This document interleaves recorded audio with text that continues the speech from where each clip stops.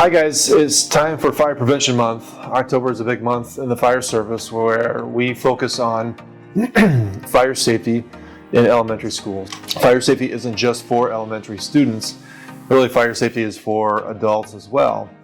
And so whether you are young at heart or young in age, we want you to be aware of some great fire safety tips. First of all, we want to make sure everyone has a smoke detector. This is a dual sensor smoke detector, ionization photoelectric detector. Tracks both types of smoke that you might see in a home.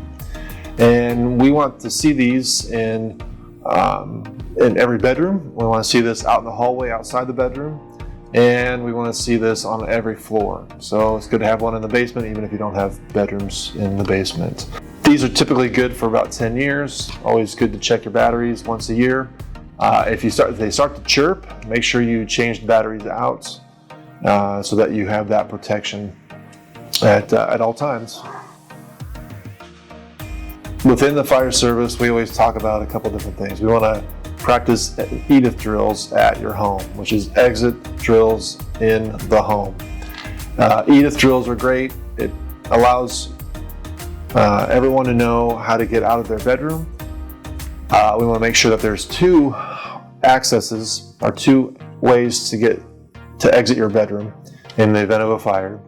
And it also teaches you some basic skills of checking for the doors for heat. We also talk about having a meeting place to make sure that all noses are accounted for.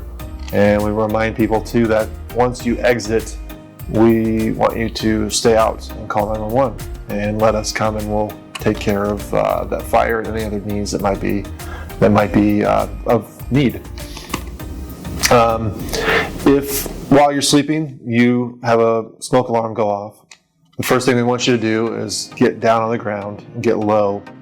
Once you're on the floor, and we want you to start to crawl towards the door. Hopefully your door is closed.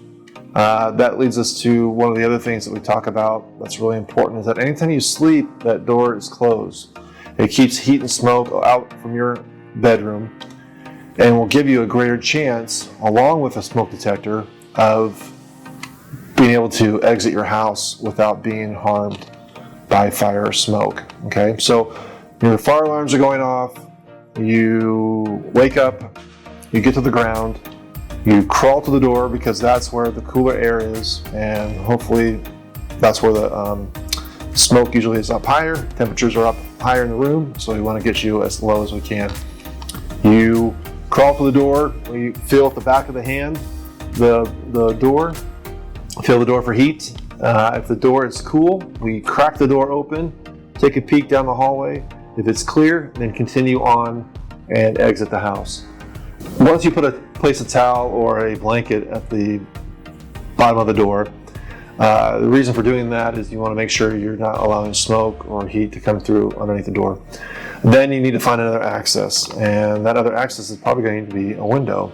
So we need to be able to continue crawling, crawl to the window, open it up. If you're able to hop down to the ground, great.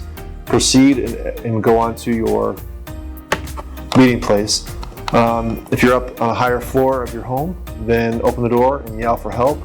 There are some ladders you can purchase for people, or for people to crawl down in the event of a fire.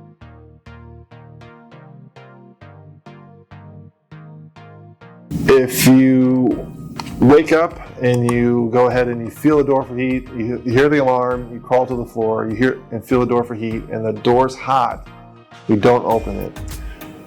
We need to still put a towel and a blanket at the base of the door so that we don't have heat and smoke coming in underneath the door.